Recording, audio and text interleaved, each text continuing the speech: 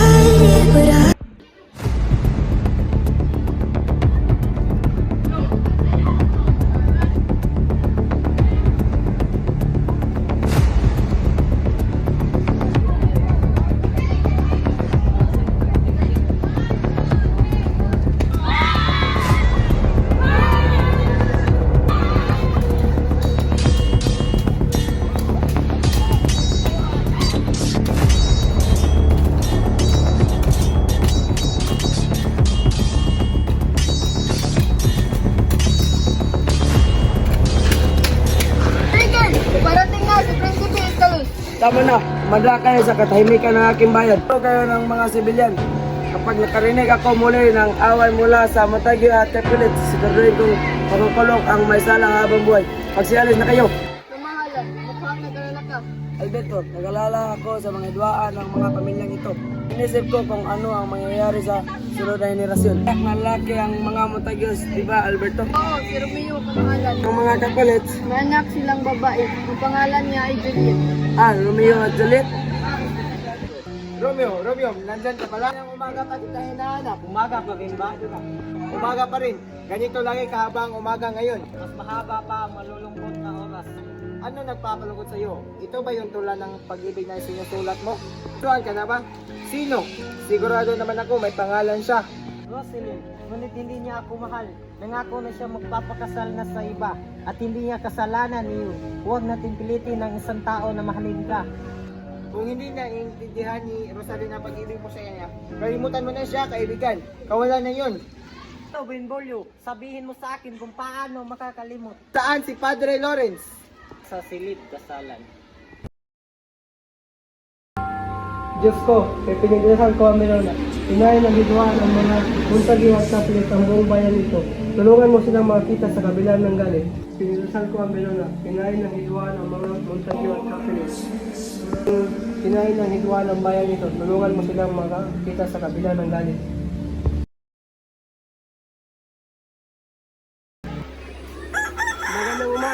napakaganda ng umaga, hindi ba? Hindi, para sa pag-ibig. Ano ka ba naman? Napakaga pa ng araw kung sa mga iyong bagay. Ano kayo at maraming lahat ng oras sa sulat. Matuto ka magpaubaya sa oras. Kayamanan, reputasyon, estado, kasaysayan ng pamilya at katayuan. Kaya mga kablits ang meron ito. Sinusumpa ko, puro putikahan ko ito lagi. Peter, narito ang mga listahan imbitado sa sayawan. At gusto kong espesyal ang imbitasyon. Kapagalala sa bawat isa. At darating din si Cloud Paris. At siya ang gusto kong mapapag-asawa ni Juliet. At ang pangalan ng pamilya natin ay matitingnan.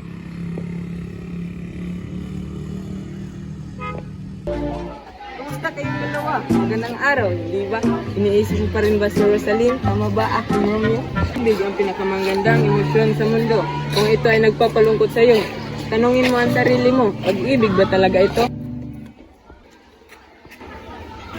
Noon, natagpuan niyo po ito kanina. Pwede niyo po bang basahin? Bigay mo sa akin, tutulungan kita. Roselyn, Tebal, Lucio, ano ang mga listahang ito? Listahan po ito ng mga imbitado sa sayawan. Kung hindi po kayo isang Montague, maaari po kayong pumunta doon. Kailangan natin pumunta sa siyawan. Madaling sabihin sa iyo kasi hindi ka isang Montague. Hindi ako tatabag sa pamamahay na iyon. Kailangan natin pumunta para kay Romeo upang masiyahan siya sa idea niya. Lumalo tayo sa pagdiriwang ng mga kapilit. Total naman, magsusuot tayo ng maskara. O sige, sasama na ako at hindi ka rin pwede humindi. O sige, pupunta tayo at hindi tayo gagawa ng gulo. Magaling! Mga Ginoo at binibini ng Beronia, maligayang pagdating dito. Simulan natin ang sayawan.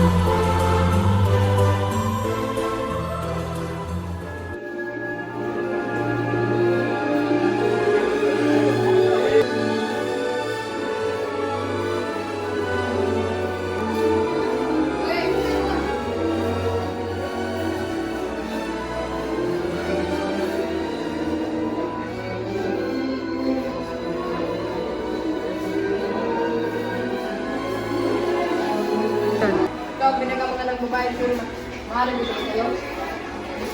Alin na, wala ka bang gano'n na. Kami ko na ito ang bago yun. Ano na sa'yo? Gusto mo na makahanap ng tunay na pag-ibig. Tunay na pag-ibig? Meron mo bang gano'n? Oo, para lang naman sa mga naniniwala.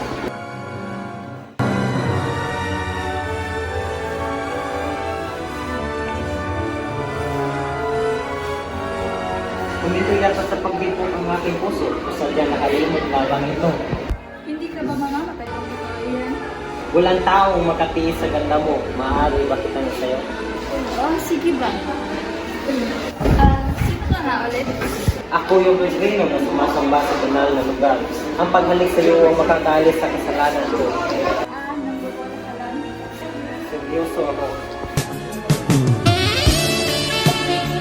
Ngunit ibinigay mo sa atin ang mga kasalanan.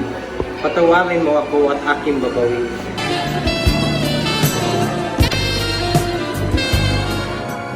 Ang pagbalik mo ay base sa mga libro.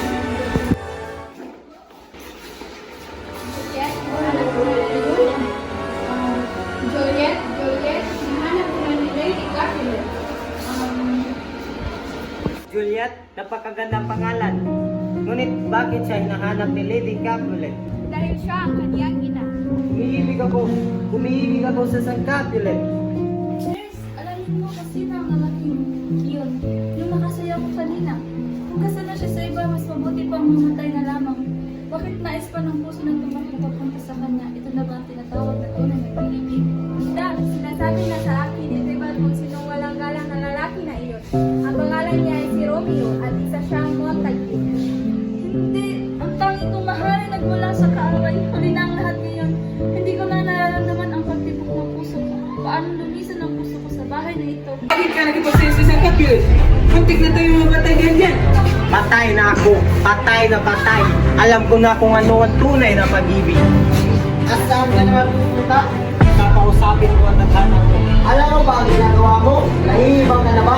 Ibang naman siya, isang umiibig. Sa tingin ko, alam mo na ang ginagawa niya. Ika na.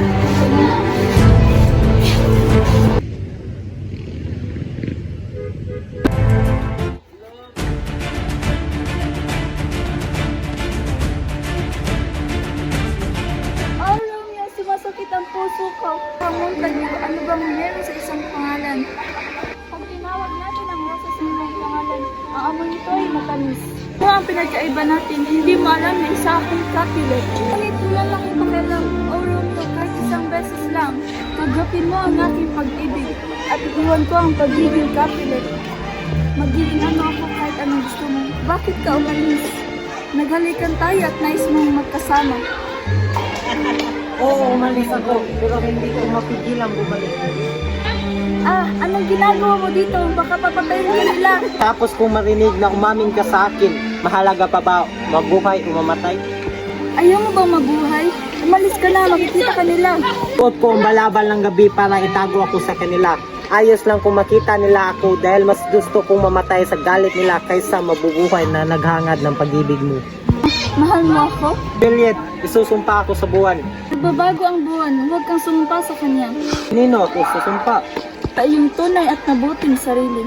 Sabihin mong mahal mo ako at maniniwala ako. Ipilitin kong maniwala sa lahat ng sasabihin mo. Kahit na magkaaway ang pamilya natin. Ikaw lang ang nagparamdam sa akin ito. Nang makita kita, ito na yun, Romeo. Ito na ang pangarap ko na dahilan kung bakit ako nabubuhay. Naniniwala ako sa iyo. Hindi ako alis hanggat hindi ko nakukuha ang ipinunta ko dito, ang iyong pag-ibig. Inibigay ko na sa iyo. Ilang sandali pa, Juliet, dahil natatakot ako. Gabi ngayon at baka panaginip lamang ito. Ayaw kong mawala ng pag-ibig mo. Hindi ko kaya. Kung ang pag-ibig mo sa akin ay marangal, alukin mo ako ng kasal at habang buhay ako makaka sa iyo.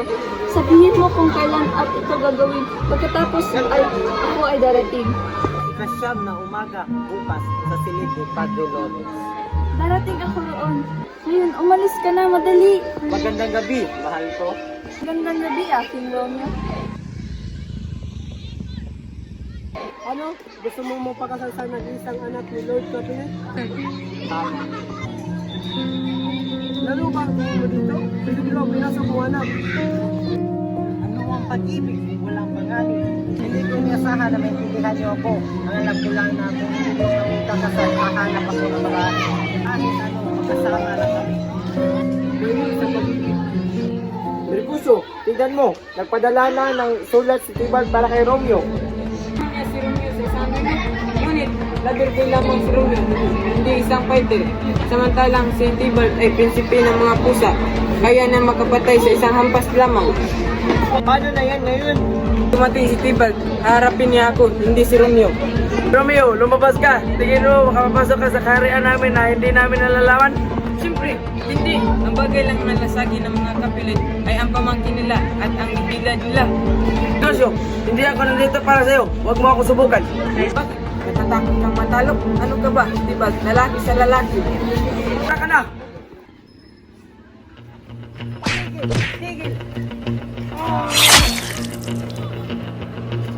Hindi, Mercucio. Makinig ka sa akin. Mag-iba ka sa kanila. Huwag mong kainin ang pagkamuhi. Paalam, kaibigan. Romeo, huwag kang gumawa ng kahangalan. Romeo, hindi pa tayo tapos.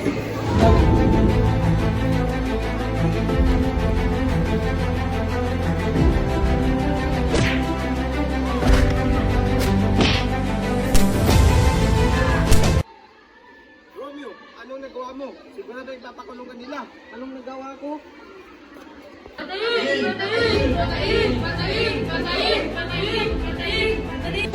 Tahimikan, Rebolo.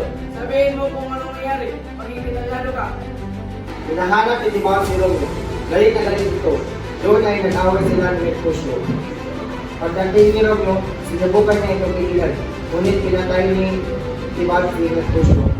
Hindi ito matanggap ni Romeo dahil matalik niya kaibigan si Mercucio. Tinagol niya sa itiwan at doon ay nag-awal sila hanggang mamatay na ito. Huwag na kayo magsalita. Tama mo, pala si Romeo dito sa Luna. Lalo mo madaling panahon. Kapag nakita ko pa siya sa Luna, doon na ang katapusan niya.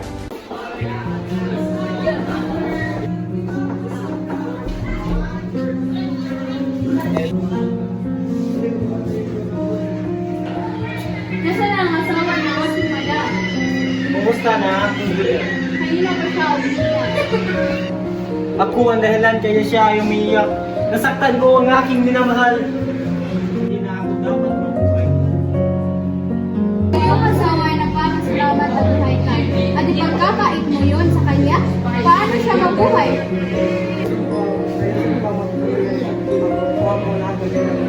Padalhan na lang kita tungkol kay Juliet. Padalhan kita ng sulat tungkol kay Juliet at sabi mo, pagiging maayos din ang lahat ng ako. Magkita ka sa asawa mo bago ka umalis. Kaya tayo magalili. Hindi ako magdududa. Kailangan kita makita. Kung hindi mo ubusan ako ng hinina. Paalam, mahal. Bakit pakiramdam ko ano wala ako ng tulungan? Naisip mo lang yan dahil sa pag-ibig mo sa akin. Ipangako mo, mahal ko, na hindi ka magpapadala sa lungkot. Iisipin kita araw-araw sa lungkot. Sulatin mo ko araw-araw. Susulatan kita bawat segundo na kaya ko. Kapag nakita na tayo muli, hindi na tayo maghiwalay. Don Paris, may maganda akong balita. Nakapag-desisyon niya ako na ikasal kay Juliet sa Wheaties. Ako si Juliet, matagalan na ako naghihintay. Ngunit naisip akong pakasalan. Hindi ko na siya kailangan tanungin pa. At ito lang ang paraan para ilayo ang pangalan sa pagkamatay ng Peter. Sa sitwasyon, nais mo maging Huwebes na bukas. Juliet, kailangan kayo magpakasal ni Don Paris. Hindi! Ayaw ko siyang pakasalan. Sa bawat pagtitipon, araw-araw, gabi-gabi, isa lamang iniisip ko, ang mapangasawa mo. At ngayon, naghanap na ko ng kaunti. Ito pa ang sa akin, punong-puno na ako. Hindi ka sa akin, anak. Magpapakasal kayo sa Wheaties at kung balak mo hanggang ako hindi, itatakwil kita. Isa lang ang patay para sa akin. Hindi! Ama, pakiusap! Ina! Ina, pakiusap! Tindihan kong nasasaktan ka, anak. Naintindihan mo? Naintindihan mo na lahat? Ipinatapon ang mahal ko at ngayon pinipilit ako ipakasal sa ibang lalaki. Gustong umalis ng puso ko sa katawan ko. Hindi ito titibo kung wala si Romeo. Kung hindi ninyo ako tutulungan, siguradong mamamatay ako. Pangako iyan. Mas mabuti pang mamatay kaysa mabuhay nang wala ang aking mahal. Wala na ako ibang pipilian. Ikaw at siguro ay mahalaga sa akin. Hindi ko kaya nakikita ng saktan ng aking mga anak. May paraan pa, ngunit malaki ang panganib ng kapalit nito. Bibigyan kita ng lason mula sa kakaliba at pamigilang bulaklak. Ito ang puso mo ng isang araw. Sa pag-akalang patay ka na, ilibing ka ng pamilya mo sa libingan ng mga kapiling. Papadala ako ng sulat kay Romeo. Kapag lahat ay ayon sa aking plano, magigising ka at makasama mo si Romeo. Hindi na kayo makumpisa ng bagong buhay. Ngunit kapag hindi dumating si Romeo sa tamang oras, makikita mo ang sarili mong kasama ang mga patay. Kung kamatayan ang tanging paraan upang makita ko muli si Romeo, handa ako. Sa susunod ng araw ng iyong kasal, papadala ko ang pari na si Jack para ihatid ang sulat kay Romeo ngayon. Makahabang paglalakbay ito. Bukas na gabi, palisin mo yung nurse at lumito ito. Ito agad ito ang lason. Paalam anak, nawa yung Diyos kumasa iyo. Patawarin niyo po ako, Ama, at payag na po ako magpakasal kay Pampa. Anak ko, pinagmamalaki kita. Pinasaya mo ako. Nurse, anong gagawin ko? May asawa na ako. Hindi ko kayang tumira kasama ang iba. Gusto kong pumunta sa kanya. Gusto kong bumalik na si Romeo. Ngunit pinalayos na siya. Anong silbing asawa kung di ka man lang malapito? Kailangan mo makasal sa mundo. Galing ba ito sa puso niya? At sa kaluluwa, gusto kong makita ka na sa'yo. Tama ko. Pumunta ka sa aking ama. Sabihin mo sa kanya. May kasala ako sa di pagsunod sa kanya. Mangumpisa ang mga padre niya. Anak ko, alam ko gagawin mo tama.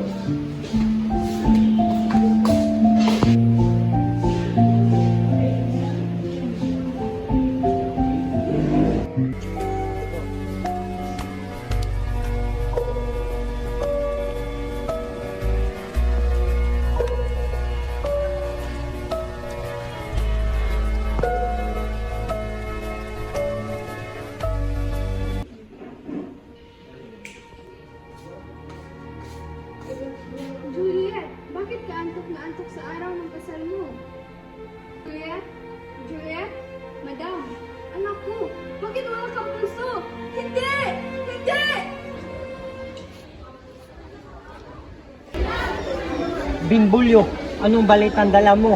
Kumusta na ang aking asawa? Maganda pa rin siya, hindi ba?